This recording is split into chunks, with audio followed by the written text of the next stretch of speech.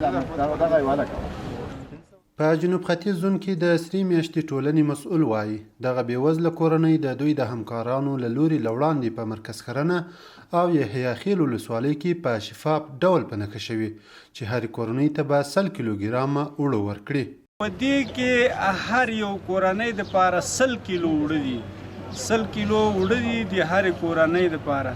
او سروې کې هم محترم مولوي صاحب دي، رحماني صاحب دي، ډیره په شفافه طریقه او په احسنه طریقه باندې سروې کړې ده چې په هغې کې هر قسم معیوبین، یتیمان، کونډې او دا تفریق په سره میاشته کې نشته.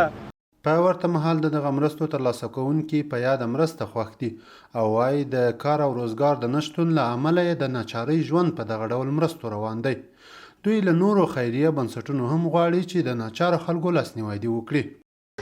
موږ سره د سرې میاشتې مرسته یې کړې ده، موږ ډېر ترې خوشحاله یو. موږ زیاتې ستونزې د غلې له خوا لرلې، هغه یې موږ سره د 4 ګونۍ مرسته یې وکړله. موږ زیات ترې خوشحاله یو. په سلو کې به دوه کار چلېږي، نور ټول غریبان ټول دغسې در بدله ګرځي، کارونه نشته، کسبونه نشته، وچکالوي ده، یو شی هم نه لرو.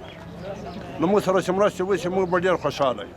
د یادونې وړ ده چې سرې میاشتې ټولنې د پکتیکا په مختلفو برخو کې په تیرو څو ورځو کې په 1500 اړمنو کورنیو باندې د خوراکي توکو مرستې ویشلي چې د مسؤلینو په وینا دغه لړۍ به د نورو مرستو په ویشلو دوام ولري.